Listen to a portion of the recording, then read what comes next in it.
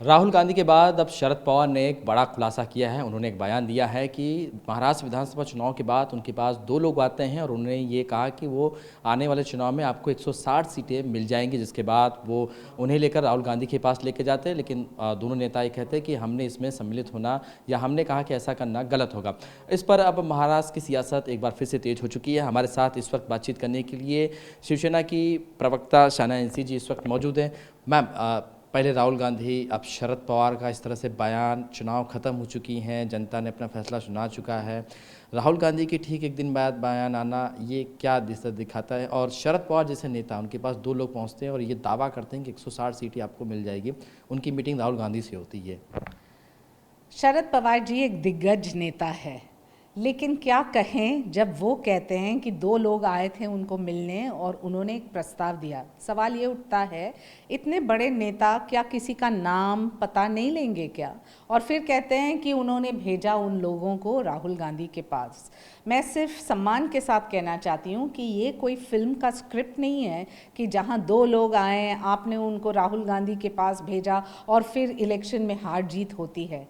Election commission का काम है, जब भी आपको लगता है कि कोई भी आपत्तिजनक टिप्पणी हो या प्रतिक्रिया हो, कि आप वहाँ जाके कंप्लेंट करें, आप वहाँ सिद्ध करें कि ये बेबुनियादी है या बुनियादी तौर पे आरोप है।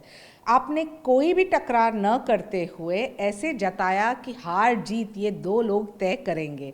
मैं पूछना चाहती हूँ आदरणीय शरद पवार जी और आदरणीय राहुल गांधी जी, 7 महीने बाद, इलेक्शन के बाद, आपको ये अभी याद आता है कि दो लोग जिनका नाम नहीं, जिनका पता नहीं, उन्होंने तय किया हार जीत?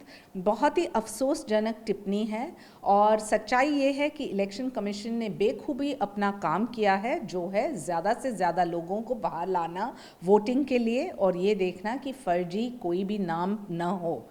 As a responsible political party सवाल ये उठता है कि जब लोकसभा में आपकी जीत होती है तो वो आपकी जीत, हक की जीत, और लोक विधानसभा में जब हमारे नेता आदरणीय एकनाथ जी शिंदे 70 सीट नहीं 60 सीट जीत के आते हैं, 80 सीट लड़ के, ये स्ट्राइक रेट जो आपने देखा अपरंपार रहा है काम के आधार पे।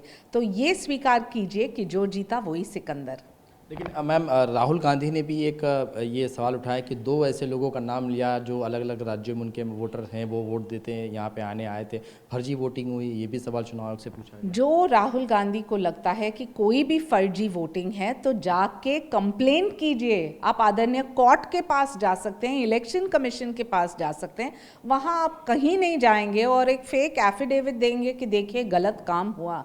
अरे जब अपरंपार काम है, जहाँ वोटिंग संख्या हर दिन बढ़ रही है, ज़्यादा से ज़्यादा यंगस्टर्स आ रहे हैं पब्लिक डोमेन में, इन्फिल्ट्रेटर्स, परपेट्रेटर्स, माइग्रेंट्स जो हैं उनको निकाल रहे हैं, तो ये काम जो इलेक्शन कमीशन ने किया है, हर एक जिम्मेदार पॉलिटिकल पार्टी जा सकती है और बोल सकती है देखिए एविडेंस के आधार पे ये है डॉक्यूमेंट्स। वहाँ आप कुछ नहीं करेंगे, सिर्फ बेबुनियादी आरोप। यही है आपका ब्लूप्रिंट और विजन प्लान महाराष्ट्र के लिए। मैं आखिरी सवाल की, क्या बिहार चुनाव नज़दीक है तो मुद्दा कुछ नहीं है, तो महाराष्ट्र को लेकर सत्ताधारी पार्टी सारे? मैं आपको आश्वासन से कह सकती हूँ कि हरियाणा के चुनाव के बाद, महाराष्ट्र के चुनाव के बाद 8 महीने बाद उठ के ये बयानबाजी करना, ये सेम बयानबाजी वो करेंगे बिहार के इलेक्शन के बाद भी, क्योंकि उनको पता है कि जब वोटर ने एक निर्णय लिया है, एक ठान लिया है कि किसी को वोट दे, उस आधार पे है कि उनका काम क्या है, पॉलिटिक्स ऑफ परफॉर्मेंस।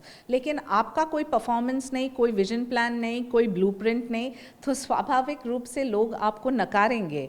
जब तक आप सिद्ध नहीं करें कि आप काम करते हैं और उस काम के आधार पे वोट मिलता है, ये स्वीकार कीजिए, जैसे कि हमने स्वीकार किया कि लोकसभा में भी चेक्स एंड बैलेंसेस था। लोकसभा में एकनाथ शिंदे जी हो, देवेंद्र जी हो, सभी ने स्वीकार किया जनता की प्रतिक्रिया। हमने इतना मेहनत किया वो 6 महीने में, और फिर ये निकाल जो अपरंपार है, जहां महायुति को चुना है, वो उससे सिद्ध होता है कि लोग और वोटर बहुत ही समझदार हैं। चलिए बहुत बहुत शुक्रिया। बिल्कुल ये थे हमारे साथ शिवसेना की प्रवक्ता सना एनसी, जो साफ तौर पे बयान कह रही कि महाराष्ट्र विधानसभा चुनाव में जो नतीजे आए वो जनता जनार्दन के फैसले थे। अब बिहार चुनाव नज़दीक है, तो ऐसे में कई सारे मुद्दे विपक्ष के पास नहीं है, तो इस मुद्दे को लाकर राजनीति जो है वो की जा रही है। कैमरामैन सुभाषिस दाम के साथ शुभम पांडे, टीवी 9 भारत बस, मुंबई।